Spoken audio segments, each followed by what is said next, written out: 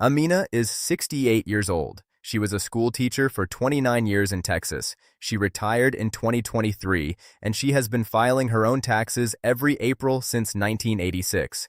She is careful, organized, and honest. She has never cheated on her taxes in her life. She is also overpaying the IRS by approximately $3,200 every single year. Not because she lied, not because she made a math error, not because she used the wrong form. The overpayment is not in the errors on her return.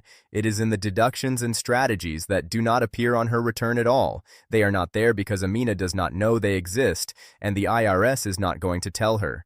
The tax code contains multiple deductions and strategies that exist specifically for retirees that Amina qualifies for, that her tax software did not flag, and that nobody told her about.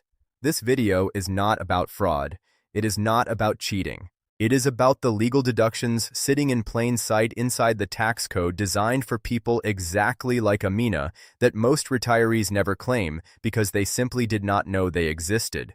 I am going to walk you through the 5 most common ways retirees overpay the IRS every single year. Each one is legal, each one is available to most retirees, and each one is something the IRS will never call you to tell you about because the IRS does not volunteer money back. It keeps what you give it. This video is for educational purposes only and is not tax or financial advice. Consult a qualified tax professional before making any decisions about your specific situation. My name is Kevin Retires. Every week, I break down the tax rules, the financial traps, and the strategies that protect retirees from the things nobody else is explaining. Hit the subscribe button right now and turn on notifications so you never miss a video. The first way retirees overpay is by not claiming every deduction they are entitled to as a senior. Most retirees know about the standard deduction. What many do not know is that they are entitled to a larger standard deduction than younger taxpayers, and that starting with the 2025 tax year, a brand new deduction was added on top of it. Here is the complete picture for 2026. The base standard deduction for a single filer is $15,000.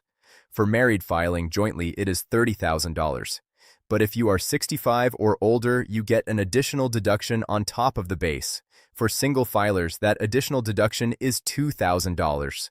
For married couples, each spouse who is 65 or older adds $1,600. And then there is the new senior bonus deduction. Under the One Big Beautiful Bill Act, signed into law on July 4th of 2025, taxpayers who are 65 or older can claim an additional $6,000 per person for tax years 2025 through 2028. The bonus phases out for single filers above $75,000 and joint filers above $150,000. For Amina, single and 65 or older, her total deduction is $15,000 base plus $2,000 senior addition plus $6,000 senior bonus totaling $23,000. If her tax software is only applying the $15,000 base deduction, she is overpaying on $8,000 of income that should have been deducted. That is a real dollar overpayment every single year. The fix is simple. Verify that your return shows all 3 layers of deduction if you are 65 or older and within the income limits. The second way retirees overpay is by not using the qualified charitable distribution. If you are 70 and a half or older and you give money to your church, your food bank, or any qualified 501c3 charity, and you are taking money out of a traditional IRA to fund your living expenses, you may be making 2 separate mistakes at the same time. You are taking a taxable IRA distribution and including it in your income, and then donating money from that after-tax income, hoping to get a deduction. The problem is most retirees take the standard deduction and cannot itemize anyway. So the donation costs you full income tax on the IRA withdrawal but gives you nothing back. The QCD does something completely different. Instead of withdrawing from your IRA and then donating, you direct the IRA custodian to send the money directly to the charity. The money never passes through your hands. It never appears in your adjusted gross income. You do not pay income tax on it at all.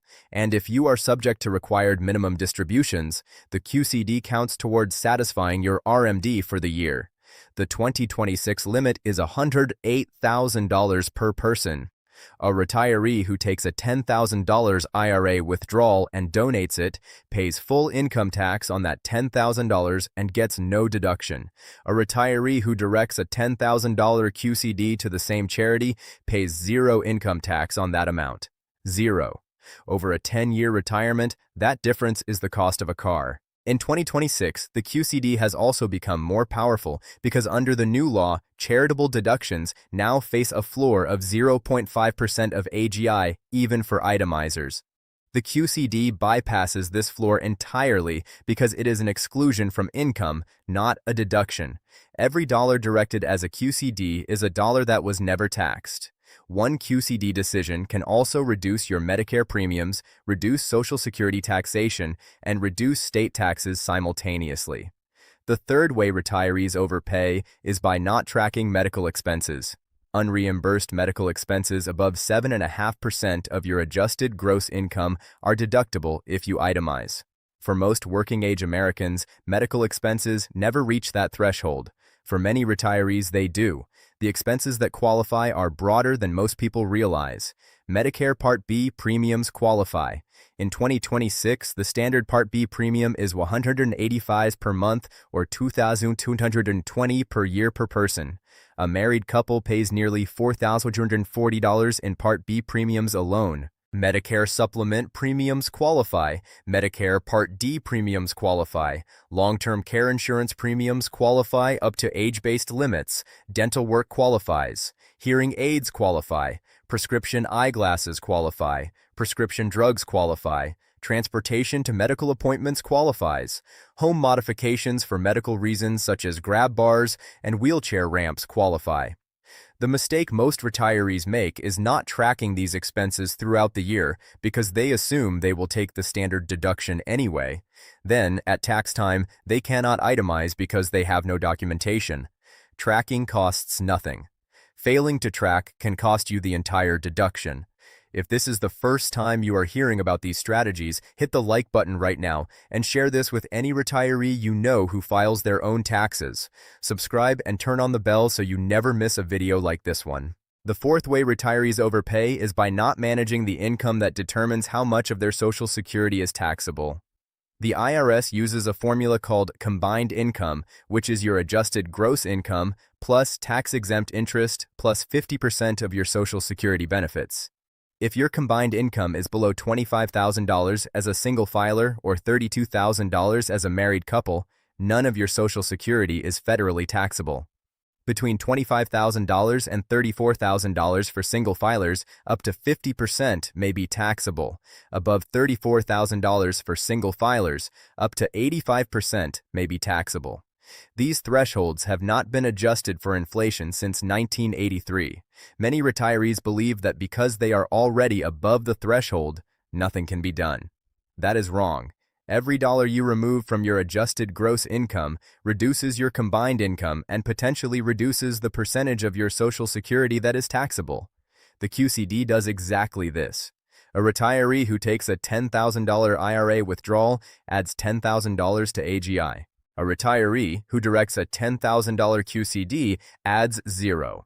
Roth conversions done strategically in lower income years also reduce future RMDs that would otherwise push combined income higher. Managing combined income below the relevant threshold is one of the highest value planning opportunities available to retirees and one of the most consistently missed. The fifth way retirees overpay is by not claiming the pension cost recovery exclusion. Many retirees who receive pension income made after-tax contributions to their pension plan during their working years. Government employees, teachers, firefighters, and police officers commonly fall into this category. When you contributed after-tax money to your pension, you already paid income tax on those dollars. When those dollars come back to you as pension payments, the IRS does not tax them again. Only the earnings and employer contributions are taxable. The IRS provides a calculation method called the Simplified Method in IRS Publication 575 that determines exactly what portion of each payment is a non-taxable return of your contributions.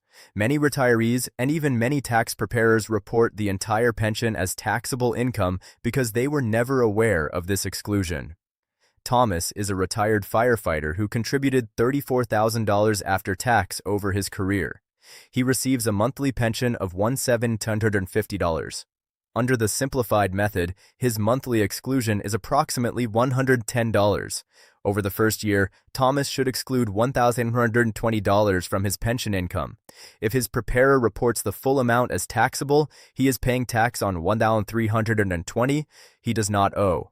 At 12%, that is $158 per year.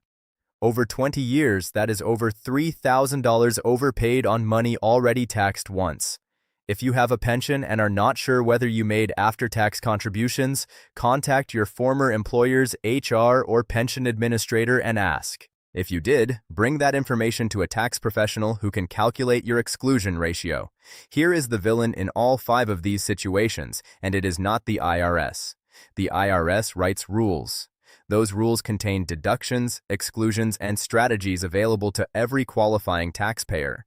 But the IRS does not enforce those benefits. It does not send letters saying you forgot to claim your senior bonus deduction. It does not call to tell you your pension includes non-taxable contributions. The tax code is written so that the default result when you do nothing extra is that you pay the maximum amount the rules allow. Every benefit requires you to know it exists and take affirmative steps to claim it. Amina in Texas has been filing honest, accurate returns for 38 years. The IRS has no complaints about Amina. She is not making errors. She is simply not claiming everything she is entitled to because nobody told her the full picture. Here is your action checklist. Verify your return shows all 3 layers of the standard deduction if you are 65 or older. If you are 70 and a half or older and give to charity and have a traditional IRA, calculate whether a QCD would eliminate federal tax on that donated amount. Start tracking every unreimbursed medical expense beginning January 1st and compare the total at year-end to 7.5% of your AGI. Calculate your combined income before year-end and determine where you fall relative to the Social Security taxability thresholds. And if you receive pension income, find out whether you made after-tax contributions and have a professional calculate your cost recovery exclusion. Remember, most of these strategies cannot be done at tax time in April. The QCD must be completed by December 31st. Medical expense tracking must happen throughout the year.